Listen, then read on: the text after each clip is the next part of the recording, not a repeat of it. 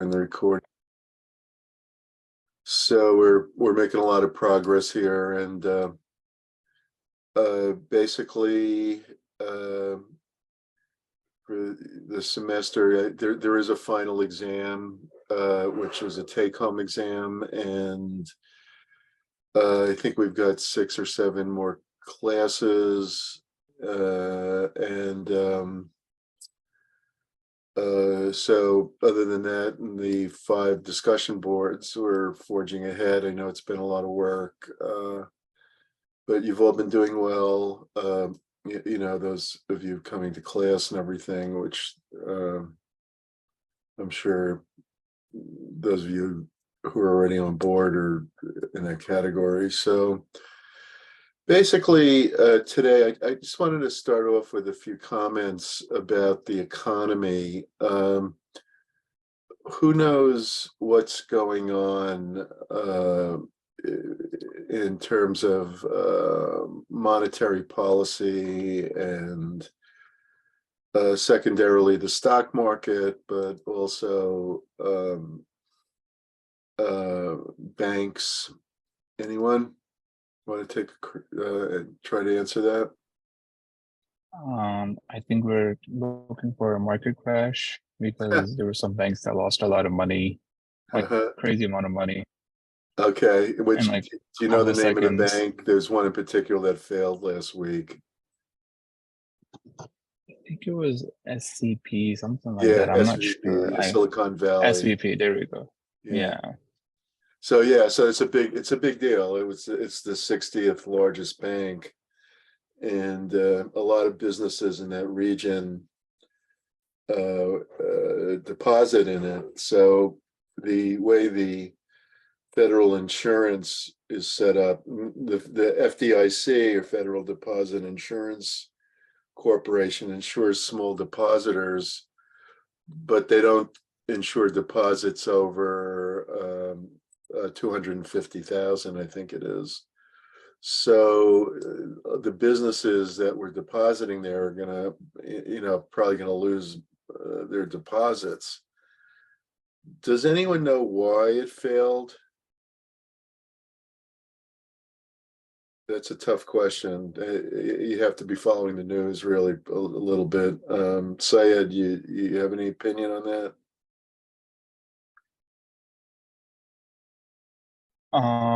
Not as if right now. I mean, it was just a conversation I was having with somebody, so I don't really know much details to it. But I think it was like an error from somebody. Somebody made an error or something, and a lot of businesses lost money. Yeah, I think But I'm part of not the really problem sure. is also that the bond prices fell, and I'm just Googling this for a second, and a lot of their okay, so basically the tech stocks are falling, the interest rates are rising, and that probably caused some reduction in their assets.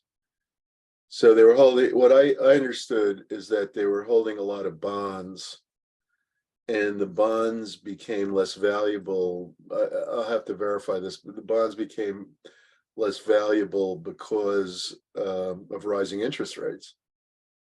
So this was maybe an important. Another bank failed like a week or two ago, called Silvergate, which was a lender to the crypto firms. Silvergate also a week or two ago. So basically, what this is that the Fed is raising interest rates, which makes it tougher for investors. And the banks that were holding long-term bonds as collateral see a decline in their reserves. When the reserves decline, they have to add to the reserves. But if they don't have depositors, they can't do that. And a bank like SVB B, which had a lot of tech company depositors, is not going to be able to make up the reserves, and that's why it failed. So basically now, what is the what is the Fed what is the Fed doing and why? Does anyone know? I know this is a little off the course, but it's very important. How about, Um, yeah, aren't go ahead, they? David. They're closing down the bank now, and they're crediting depositors. The Um, Fed? Oh, you mean as yeah, far as as Silicon Valley Bank? Yeah, yeah, so they're liquidated. They're probably like trying to reconstitute it or something, but yeah. um, Also, Signature Bank is in the same boat oh, is now. that so? Okay, Yeah, so there's now so it's hitting multiple other bank banks now. Do you know the name of the bank that failed, that began maybe the Great Depression of 1930?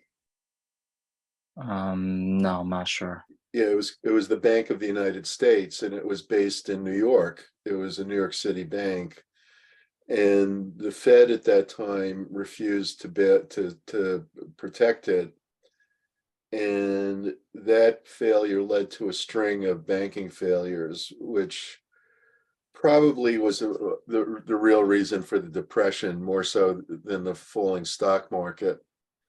But again, it was very similar in that the Fed had raised interest rates to at that time they thought the stock market bubble was a problem. They wanted to correct it, and they raised interest rates. And then when the banks started to fail, rather than shore them up, they just let them fail, which was really the Fed, a complete failure of the Fed. So that then led to a string of bank failures and credit collapse, which was then intensified by enhanced.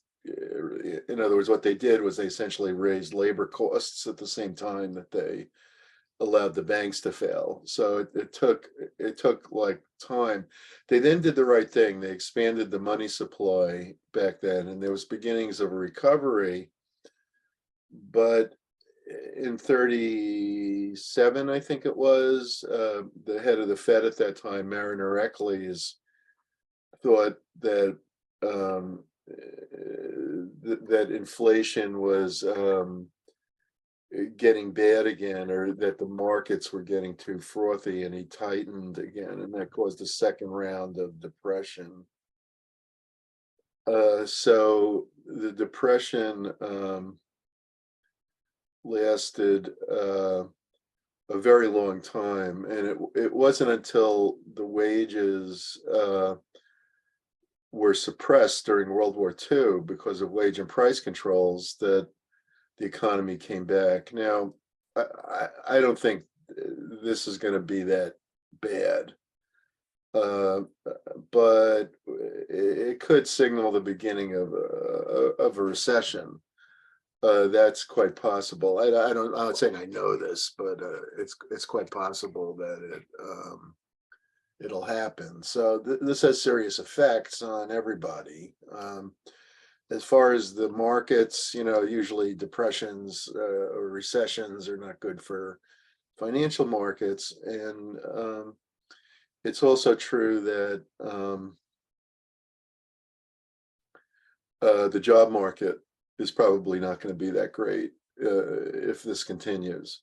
So, you guys, the stuff I've been telling you about looking for jobs, I would say you're going to need to hustle in the future, more so than people did a few years ago. And which brings me to the next point, which is that there is a career fair on March 30th. I have yet to get the email. There were some handouts in the classrooms, but I don't think they directly targeted the career fair. But there's a very valuable career fair on March 30th, and it's going to be at the college, and basically something like 50 or more employers will be there. So this is a great opportunity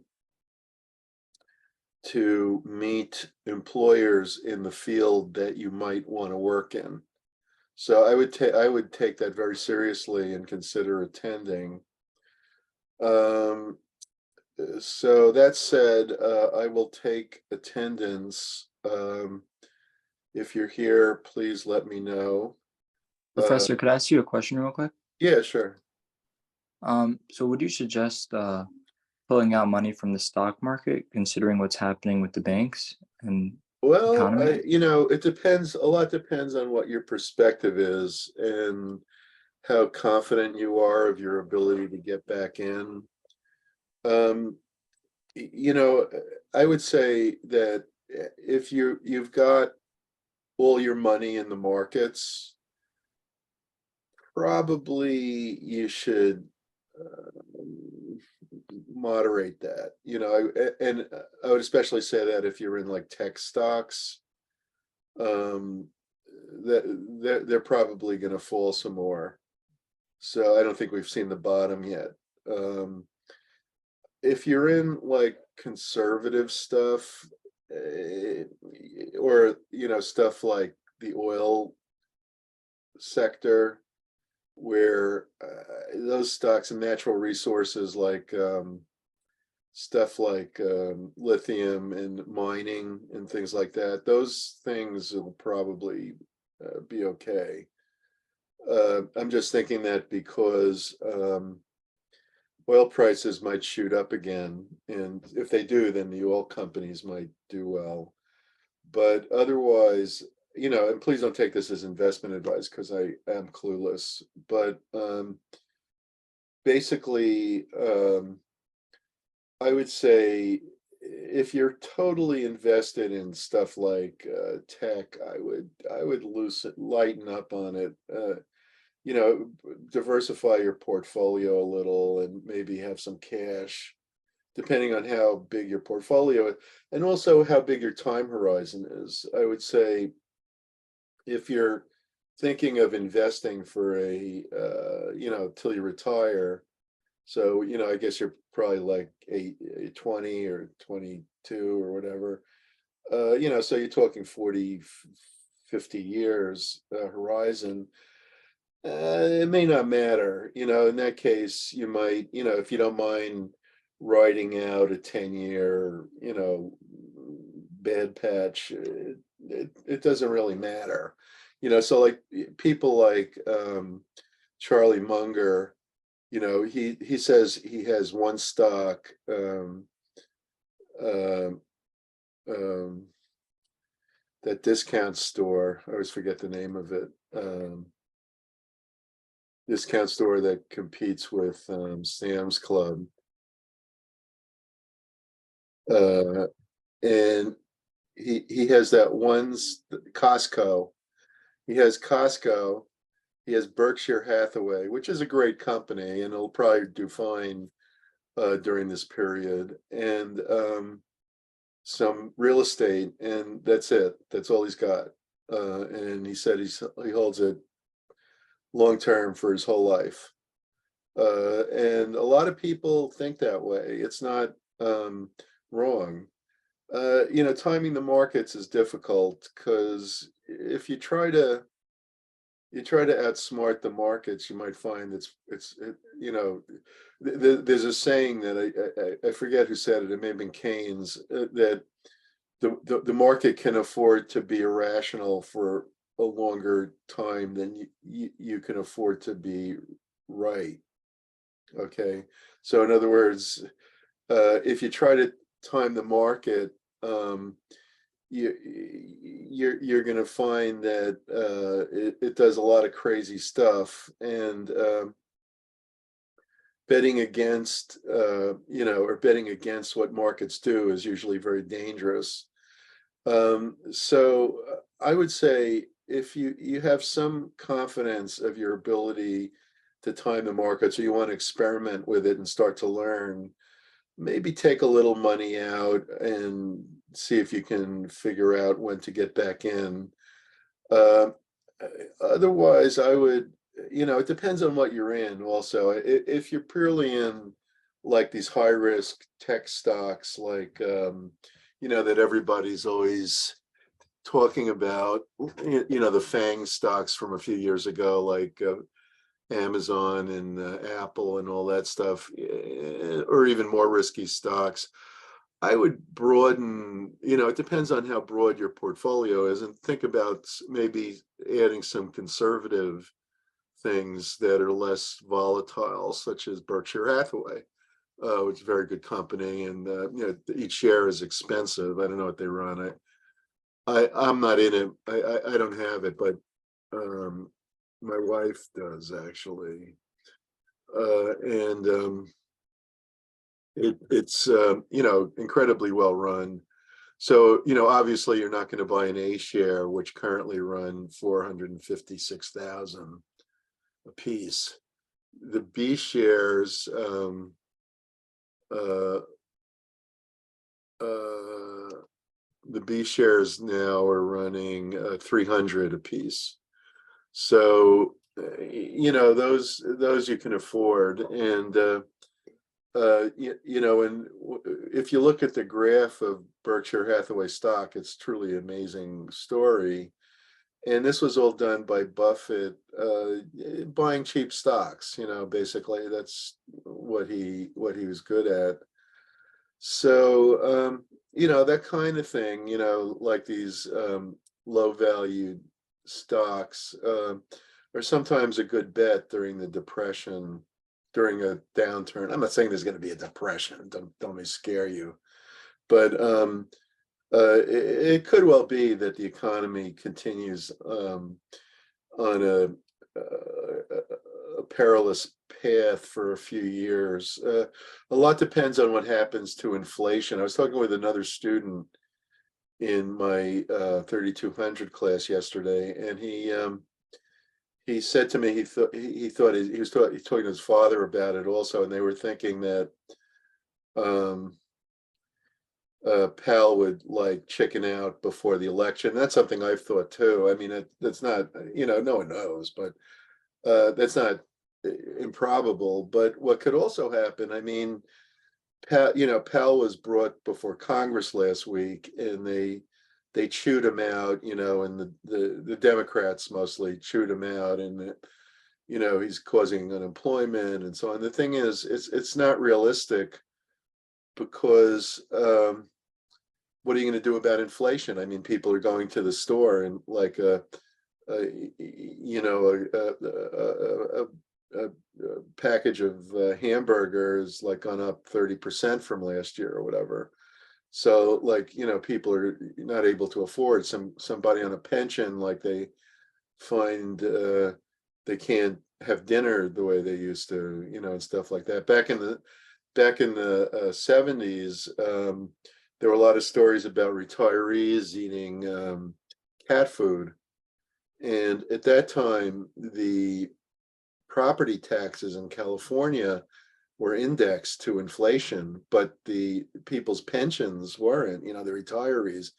And so that, there were stories about them eating cat food and so on. And then there was a vote on this thing, Proposition 13. I'm talking about like probably around 77 or so.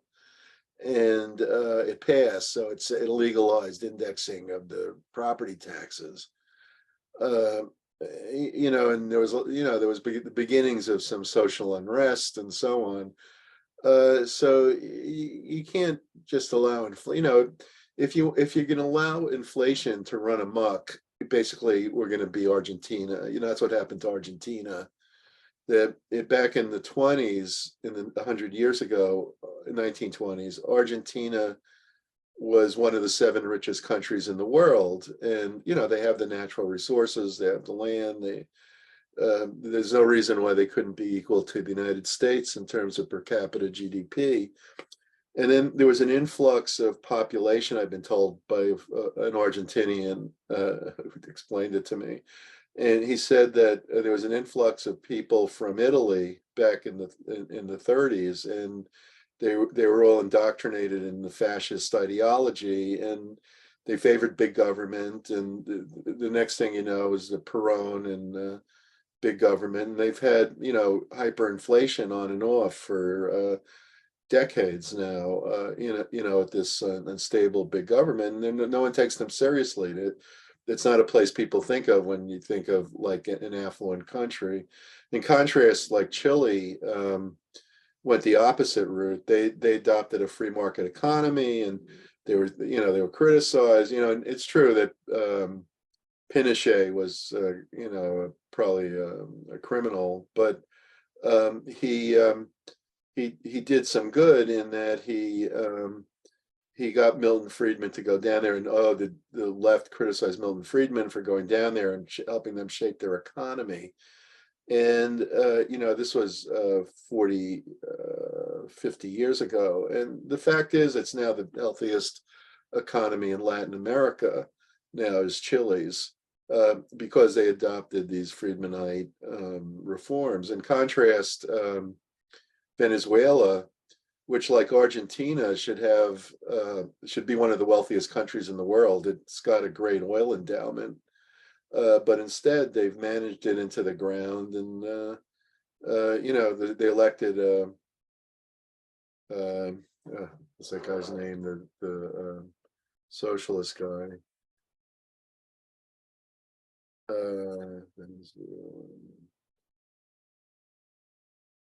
In 2000, Hugo Chavez. Yeah, I forgot his name, and now he died about 10 years ago, and they've had this somewhat socialist system ever since, and it's a mess. It's a total mess. People are dying of starvation there. They should be one of the richest countries in the world, and people are dying of starvation there. When I was in Curacao last year, but a little over a year ago, one thing my friends, I made some friends there, and I was hanging out, and basically one thing they told me was that there were people arriving from Venezuela by motorboat, and everybody was screaming about it because the oil company had closed in Curacao. There was a huge oil refinery there, and it closed, and half the island is unemployed, 20% or whatever. And now more people are piling in. And the irony is that oil refinery was supposed to refine Venezuelan oil, but Venezuela is so mismanaged, they're not getting the oil. So instead, they're getting the people who are fleeing and I said, well, why do they come to Curacao? Because it's only 40 miles. The boat ride's only 40 miles. And the guy said, well, if they stay in Venezuela, they'll die. Basically that's what he was saying. So I mean, my only point is that you don't want the economy to become like that. It's like a total mess there, and so you got to tighten, and it's unpleasant. It's kind of like if you overeat, you got to go on a diet. No one wants that part. You like overeating, but you don't like going on a diet. I do that. It's my problem. So basically, this is like going on the diet. Like Powell is the dietitian, and so basically, a lot of people don't like it, but you got to do what you got to do. So that's where we are now, and it's going to make things tough for you guys. I mean, the problem isn't Powell. The problem is that they created so much money all along. Anyway, we should get to the material of the class. So let's go attendance. Syed Abbas. Here, Syed. Professor. Hello. Syed Ahmad. Here, Professor. Hello, Syed. Samima Akhtar. Alessandro Alessi. Good morning. Good morning, sir. David Batesh. Yeah, I'm here, Professor. Hey, David. And also, I just want to let you know that there's people in the waiting room. Oh, okay. Thanks for telling Yeah. me. I was Mhm. gonna check that. Very good.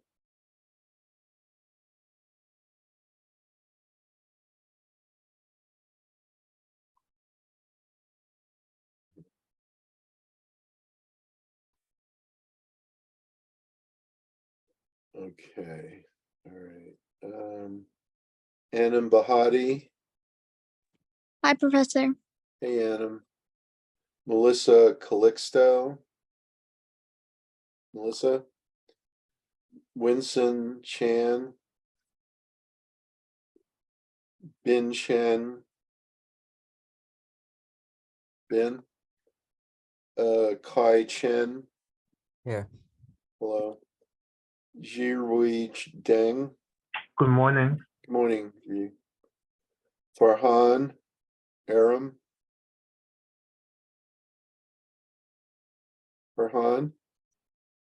Brianna. Steve. Here, Professor. Hello, Steve. Steve Thang. Jonathan Gonzalez. Here. Hello, Jonathan. June. Here. Here. Wait. June Grant, I mean to say. Here. Okay, June. Ming Hao Hu. Here. Hello. Hello. Angelica. Is Angelica with us? Jian Lin. Here, Professor. Hello, Jian. Leon. Elizabeth. Good morning. I'm here. Good morning. Rochelle. Here. Demi. I'm here. Hello. Cameron.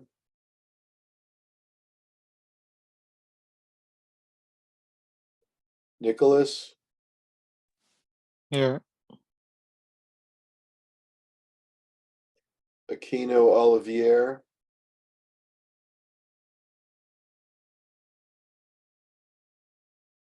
Jenny Perfecto. Here. Hello. Chenille Powell.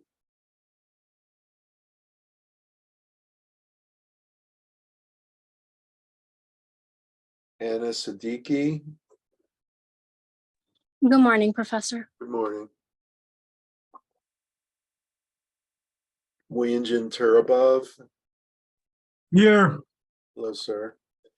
Jaren. Yi Wen Wu. Kristen Yip. Hi. Good morning, Professor. Good morning, Kristen. Anita Zhao. Here. Hello, Anita. And Jinran. I think she's no longer with us. Jinran. Okay, so Samima. These are the people who didn't answer the first time. Samima Akhtar, Melissa Calixto, Winston Chan, Bin Chen, Farhan Aram, Brianna Faustin, Angelica Laborde, Leon Liu. Professor, Who? Yes. Leon Liu is here. Okay, Leon. Oh, Brianna, I'm here too. Oh, okay. Leon Liu, Cameron Nahar, Aquino Olivier, Chenille Powell, Jaron Walls, and Yi Wen Wu. Okay.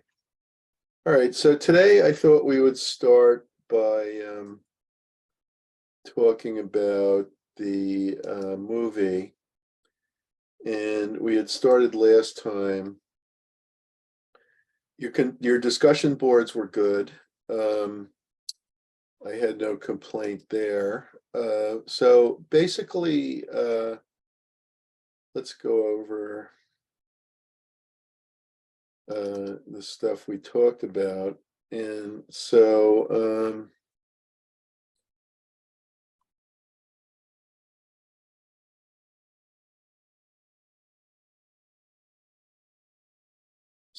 basically,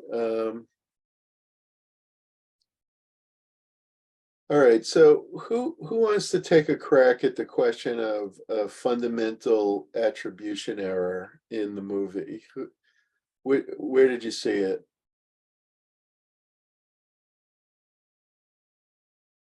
Nicholas?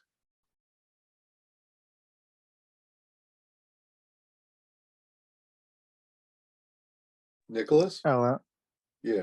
didn't we answer the first part? Fundamental attribution error. I think we answered all of them last class. Hmm? Didn't we answer them last? Yeah, well, let's do it again. So where did you see fundamental attribution error? Am I allowed to pull up my discussion board? Go right ahead.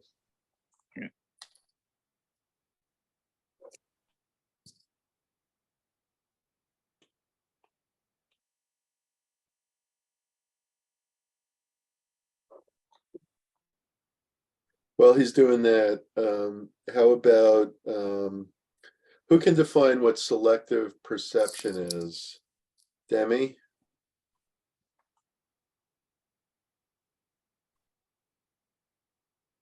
Demi? Anyone else? Take a shot at selective perception. Adam? Hello, Yeah. it's Demi. Hi, Demi. I think selective perception is being able to not notice something or like forget like a stimuli that's uncomfortable. Yeah, okay, very good. So the idea of selective perception is that there's stuff we normally don't see.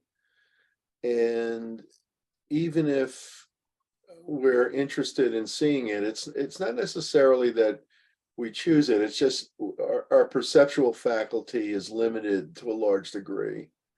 And so we only absorb certain bits of information.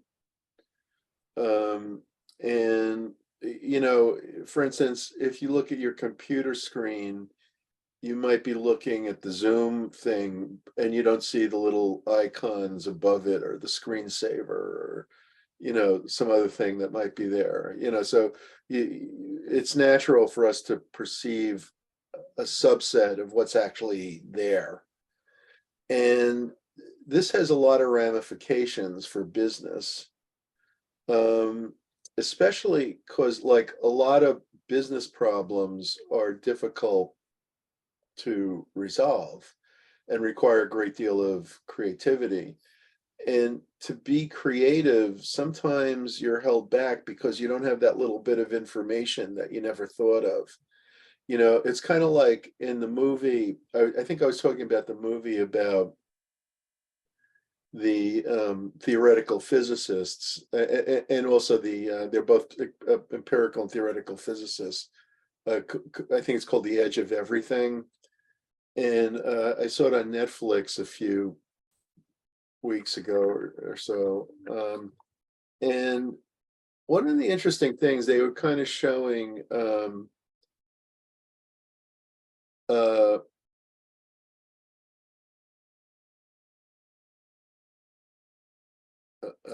they were showing how, I'm trying to get the exact title of the movie. The Edge of All We Know, sorry. Black Holes, The Edge of All We Know. And they were showing the creative process of both groups, the empirical and theoretical physicists. But one of the things I found intriguing about it is that the theoretical physicists, who are all, they're all very brilliant, are grappling with this difficult problem, and they think they see something, then they don't see it, and then they look for some other solution, and there's this constant battling and frustration that they think they've solved the problem, and they realize they missed something. And being able to perceive these details and these little points is crucial to the creative process. And that's really somebody who's able to see that.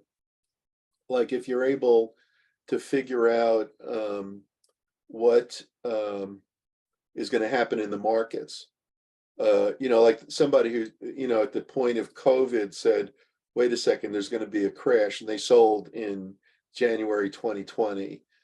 And somebody said, wait a second, there's going to be all this monetary stimulus, and bought in, say, May of 2020.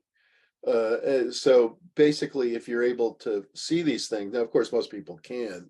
And that's why I was saying that to David that you can't, you know, you have to be really cautious about trying to time the markets. Most people can't do that. But getting enough information is often a big problem. So where were we? Someone was looking into a fundamental attribution error. I'm Anyone ready. want- Nicholas, okay, so you got it? Yeah, so basically it's like where witnesses give like a statement to make it seem like they did nothing wrong, even though they might have, like in the movie. Yeah, okay, you're on the right track. So like we're talking about fundamental attribution error, and like we all tend to blame the person rather than the environment or the circumstances, the situation. Okay, so if somebody screws up at work, we say, oh, that person's incompetent. We don't say, oh, they were given an impossible task. So there's a tendency to blame people rather than circumstances. And did you see that in the movie at all, Nicholas? I think basically, not sure if I can recall. Like, where did somebody blame the person, another Can person? I answer that, Professor? Yeah, sure, of course, Anna. So we can see that as an example when the people were blaming the wife for the death instead of understanding the circumstances surrounding it. Exactly. Okay. And that's directly related to blaming the victim. Okay, that's kind of a form of fundamental attribution error, really. Okay, and somebody else, Anna, where did we see self-serving bias in the movie? When the victims were uh, basically the way that they told the story and told their statements basically made it look like they weren't at fault. They refused to see what they did and they focused only on what everyone else did, where they were like shifting the blame, and that's self-serving Yeah, bias. okay. Do you think this goes on in business at all? Absolutely. Especially in big business, it's almost daily. So people are gonna, you know, frame things so that they seem like they're doing a great job, and their competitor employees are not doing a great job, and so on. You see this all the time. And so, you know, basically I think it was the last question I asked about, let's say there's a conflict between two employees. Should a supervisor believe one person's story? Kristen.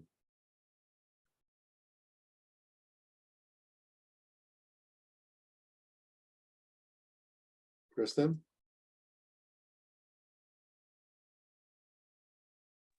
Okay. Sorry, Professor, what was your question? You cut okay. out for me. Yeah, so in other words, let's say there's a conflict between two employees. Should the manager believe one of the employees without hearing the other story? Um,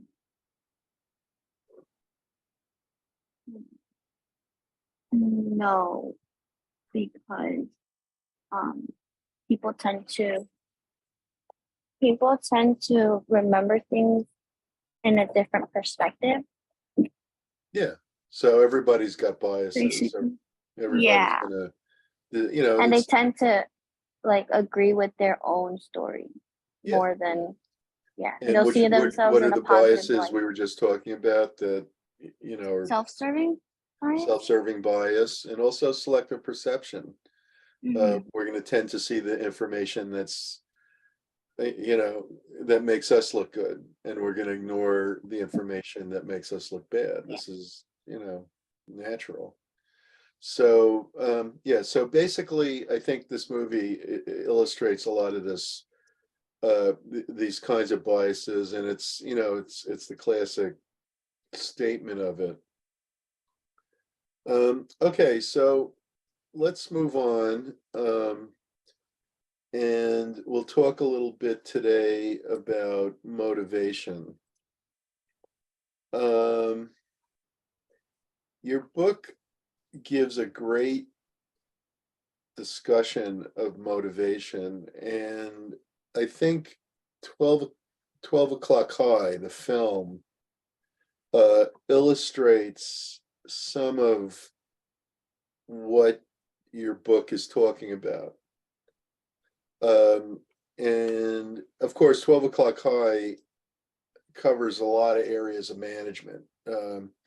It covers stress management, it covers leadership, culture, organizational culture, and organizational change, which we'll talk about towards the end. But it also talks about motivation. And you know, I think one of the things that you can look at when you watch the film is which of the techniques that we discuss, things like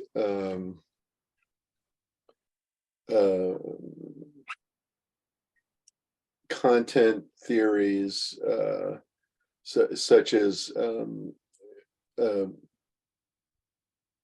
regulatory focus theory and job engagement theory, self-determination theory, cognitive evaluation theory, self-concordance theory, regulatory focus theory, which of these applies? And those are like the content theories. There's three kinds of theories that your book discusses. They lump a bunch into what they call the classic theories that include Maslow's hierarchy of needs, Hertzberg's two-factor theory, and McClellan's need theory, and we'll definitely get to those today. But then they also talk about three additional ones. Content theories, which are basically things, content being things that motivate people, and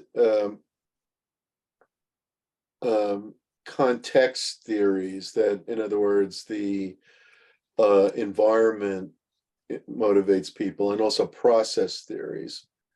So we'll get to some of that today as well. And basically,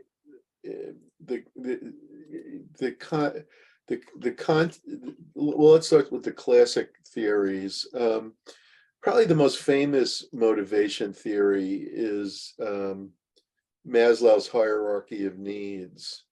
You know, and it's usually best, you know, I talk about this probably in all my classes. Maslow, incidentally, was taught at Brooklyn College for 13 years. So he's connected to us. And you know, he lived in, this was back in the 1940s, you know, it was a long time ago. But oh, got the wrong thing here. So, all right, so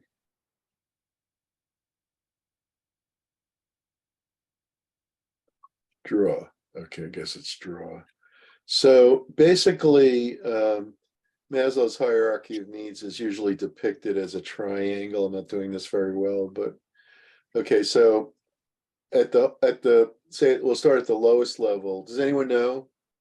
Does someone know Maslow's hierarchy of needs? Anyone? Wenjin?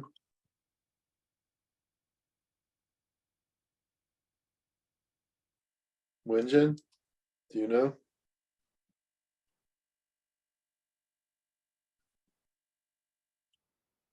Okay, so basically, at the lowest level, there are physiological needs, according to Maslow. At the next level up, there are safety and security needs. At the next level up, the third level, there's social affiliation and love needs. And then at the fourth level up, there are self-esteem needs. And the fifth level up, there are self-actualization. And self-actualization is very Aristotelian. You know, Aristotle talked about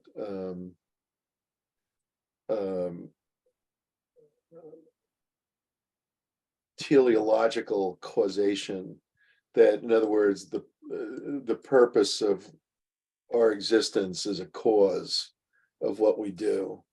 And this idea of self-actualization is kind of a statement of that. So basically, people are happiest if they can explore their own potentials. And this idea of self-actualization to Maslow represents the highest good. But Maslow's theory is that if you satisfy the physiological, then you can focus on the safety. If you satisfy the safety, you can focus on the social. If you satisfy the social, you can focus on the self-esteem. And if you satisfy that, then you focus on self-actualization. And studies don't really bear out this claim. Okay, so the Maslow's hierarchy of needs is an interesting model, but it doesn't really predict what happens. A related model is Waldorfer's ERG theory. And the idea there is the same as, it's exactly the same as Maslow's, except he limited it to three: existence, relatedness, and growth. So he gets rid of the self-esteem, and he gets rid of the safety. And basically, if you, the studies that have been done on this find that it's not plenipotentiary. In other words, you don't have to satisfy one to get to the other. The only time you do is if you're so deprived that you're starving. You know, there was a famous novel by Newt Hampson, who later became a fascist, I think, called Hunger. And you know, it's about a guy who's starving to death during the Depression. And this is the point at which you have to fulfill your existence needs before you can do relatedness. But otherwise, it's not really true that you need to be satisfied with your physical needs before you can find relatedness needs motivating. The studies don't confirm that. However, these needs do exist. It's not that they don't exist, it's that they're not hierarchical. Okay, so that's not exactly right, but you should know about that. The second classic theory is Hertzberg's, and Hertzberg bases his thinking on Maslow. So they're related, but Hertzberg had a big practical effect on the way jobs are designed. And so Hertzberg claimed, and this is going back 70 years, in the 1950s, 75, actually more like 65 years. Hertzberg claimed that there were two factors: motivators and demotivators. And what we usually think of as motivators, he claimed are demotivators. I don't agree, incidentally, but this is a long-standing opinion in the actually, your book doesn't focus on the human relations school, which was a critique of scientific management. So scientific management held that jobs need to be designed in such a way that they're most efficient. So scientific management argued that there's one best way to design a job, and that way is found out using a technique called time and motion study. And so scientific management goes back 120 years. I'd have to look up the exact years of Taylor, but it's the early 20th century. So Taylor lived, he lived from 1884 to 1915. No, that's wrong.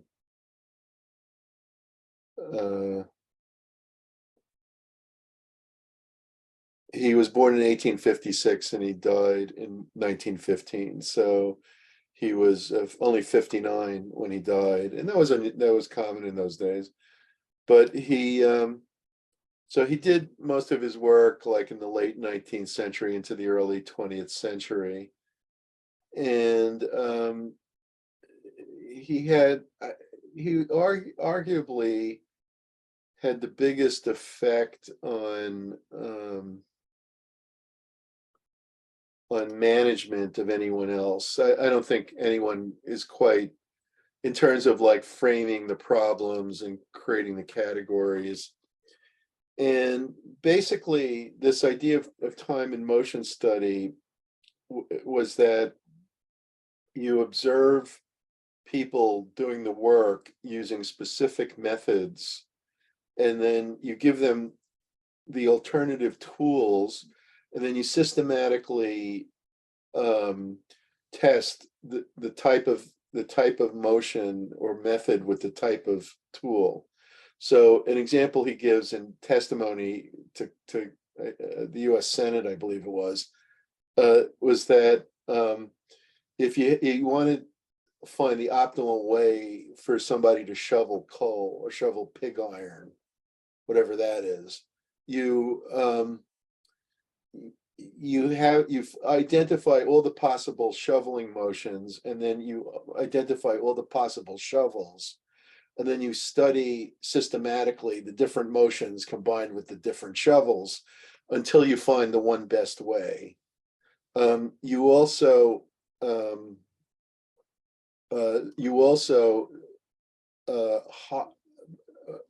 find the first-class workers. You find the first-class workers, the ones best qualified.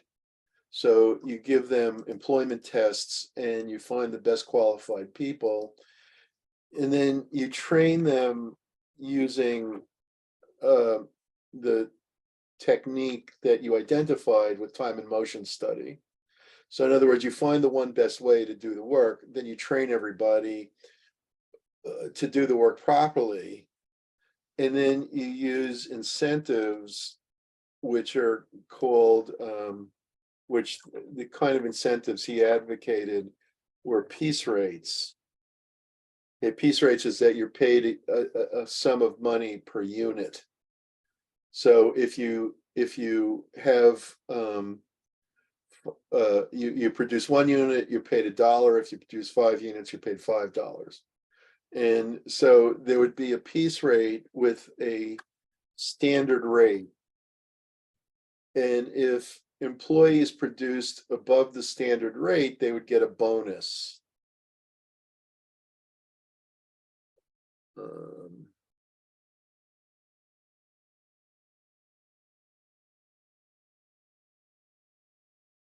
They would get a bonus. If they achieved the standard rate, they would get a bonus. So in scientific management then kind of created most of the ways that we think about management. And a guy named Harry Braverman, who also incidentally attended Brooklyn College. Braverman attended for a year and dropped out. And he wrote a book called Labor and Monopoly Capital. He was a Marxist. And in that book, he talks about de-skilling.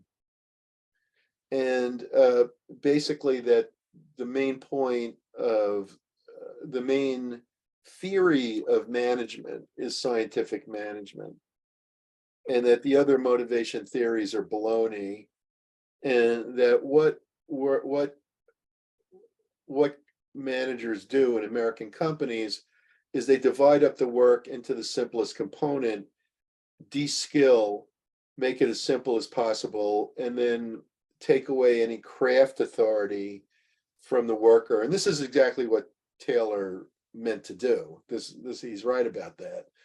The thing is, I think he overstated the role of de-skilling, and also I think understated the role of some of the alternative methods of management, some of the other management motivation theories that we're going to talk about. So basically, Taylor had huge effects on the way that American managers think. His system was not adopted on a wholesale level. Relatively few firms have ever adopted the whole Taylor system. But the ones that have and have done it well actually can be quite successful. A famous one is called Lincoln Electric in Cleveland.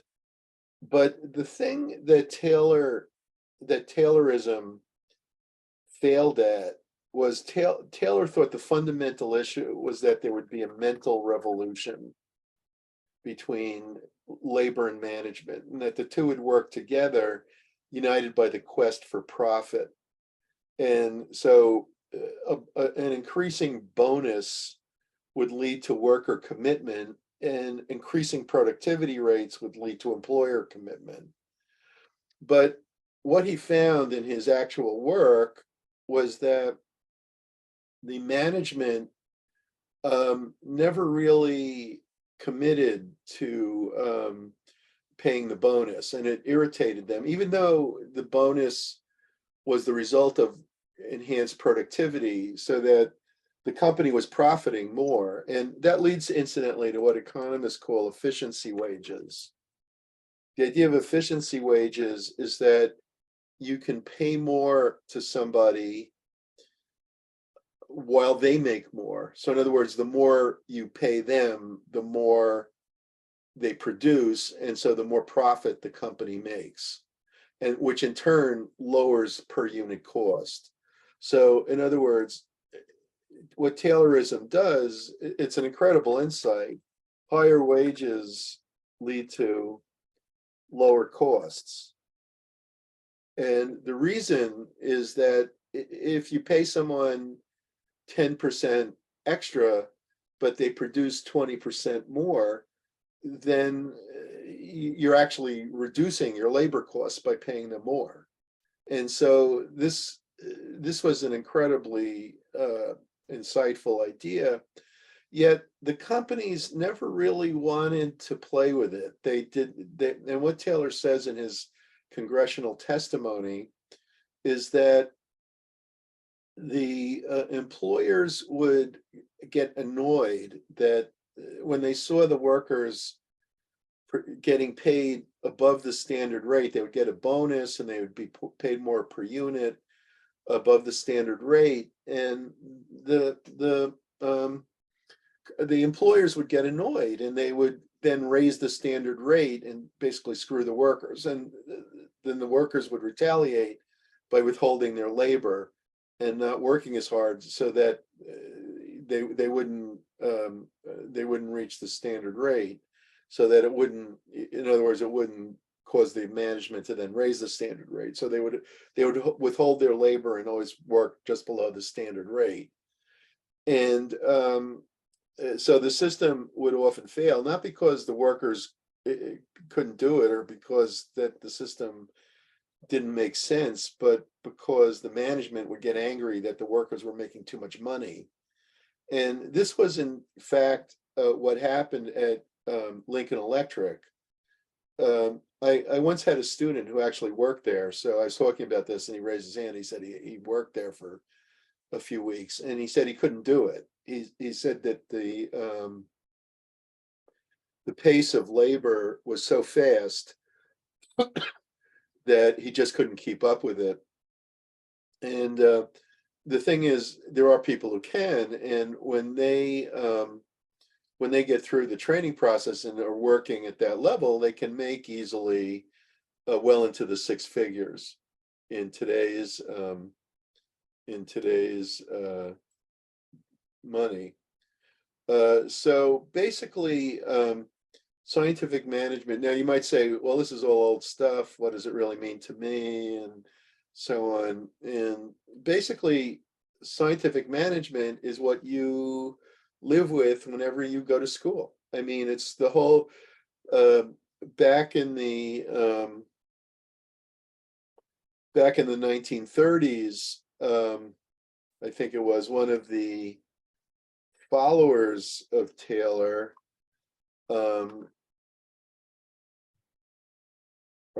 trying to remember his name, was asked to I can't remember his name, was asked to redesign. Actually, it wasn't in the 30s. It was while Taylor was still alive. And basically he was asked, he's like an associate at Taylor, was asked by the Carnegie Foundation for the Advancement of Teaching to do an efficiency study at Columbia University and determine how universities could be redesigned so that they're efficient. And in that study, he recommended, this had existed before, but it became universal after this, the use of the credit hour, so that you assign a fixed number of credit hours per course, that you separate the administration from the teaching, and that you departmentalize the schools, the departments, so that you have a separate history department, English department, and so on. This is all what exists now. It was, the modern education was largely created by Taylorism. And pretty much all of the companies have used these ideas to some degree, including Japanese companies. Japanese management is not purely, of course, based on Taylorism. It's much more sophisticated, but they still use it. So Taylorism has not gone away. And this idea of de-skilling that Harry Braverman, criticizes about Taylorism, is well with us. I mean, look at McDonald's. You could say McDonald's was simply the McDonald brothers figuring out that you could apply Taylorism to a restaurant, and that's totally revolutionized the food industry. It created the whole category of fast food that had begun to exist already, but they refined it and turned it into a whole new thing. Okay, so getting back to Hertzberg's two-factor theory, I got distracted with Taylorism, and it's very important to talk about. Actually, before I talk about Hertzberg's two-factor theory, I should inject another thing that your book doesn't really mention, but it's really important. And on the whiteboard again, and that's the human relations school. So in the 1930s, so this would have been several decades after Taylor passed, there was a group of social scientists from the Harvard Business School studying the Hawthorne electric plant. And they were doing a wide range of studies, and this was funded by Rockefeller, not not the original Rockefeller, John D. Rockefeller, but his son, Junior. And basically what they were studying was how do you improve motivation, and how do you improve relationships in companies. And so what they did was they looked at many different things. They were using control groups. They looked at lighting as one of the variables, and they tried raising the lighting, and they noticed that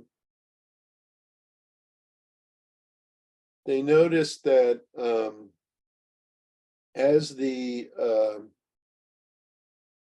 lighting was going up, the productivity rate, so this is lighting, the productivity rate was also going up. Okay, then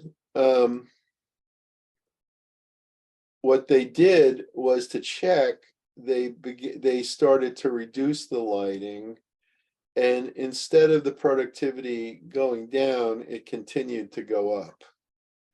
Okay, so they realized it wasn't the lighting. And the control group didn't have these same effects.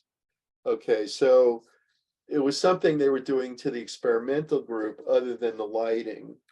And what they realized was that the intervention, the watching the employees motivated them. And so what they realized was that group dynamics and also job satisfaction play a role in motivation. And so these two guys, Roethlisberger and Dixon, wrote a book, Management and Morale. I shouldn't use quotation marks for book titles. You use that for, should be italics or underlined. And basically their associate, Elton Mayo, became kind of the leader of the human relations school. And one of the things they argued, and this is the main point, besides the importance of the Hawthorne effect, and I'll talk about that in a second, but one of the main issues that Mayo was concerned with is that because the group responded to being watched, and that group solidarity and group dynamics led to increased productivity, he argued that what really matters is satisfaction and group behavior, and money doesn't matter.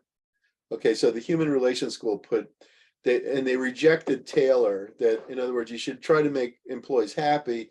You shouldn't worry about paying them more, but rather try to get them to work together better. And this idea was very appealing to management, in part because who wants to pay people more? It's better to pay yourself more and let the employees be happy because they're stupid.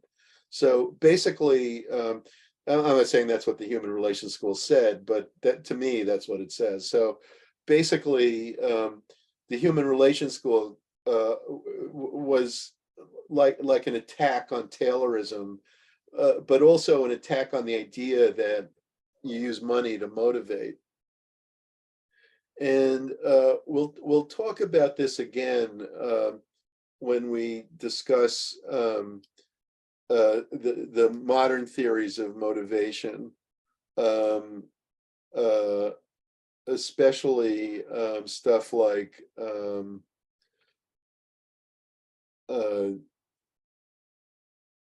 job engagement theory and other content theories. So basically, though, this obsession that money is not a motivator, I think it's largely passed. It was an obsession, I would say, in business schools for a long time. and it's largely passed. And today, I think, although there are still critics of the use of financial incentives, I think most writers on this will say that, will acknowledge that there are such theories, but will say that you can combine financial motivations with other kinds of motivations. And so that gets me to Hertzberg again. So this is my third attempt, and then I'll let you go because it's almost time to go. So Hertzberg didn't really say what the Human Relations School said, although he kind of shared, he kind of acknowledged that he didn't think money was that important, in that he argued that there are two things: demotivators and motivators. And demotivators, according to Hertzberg, are things that if you don't have them, you're demotivated, but if you have them, you're not motivated. And he tied these to the lower order needs of Maslow. So he argued, that basically in Alldorfer's terminology, existence needs and relatedness needs. In Maslow's, physiological, safety, and social needs are addressed as demotivators. And in contrast, so in other words, if you don't have enough money, or you don't have a good work environment where you get along with your colleagues, or you don't feel safe, this will demotivate you. But if you get all this good stuff, that will not motivate you. It'll just stop you from being demotivated. In contrast, motivators are the higher order needs, according to Hertzberg. And these are things that satisfy your self-esteem, that make you proud, and things that you find fulfilling. So if you do stuff that's engaging,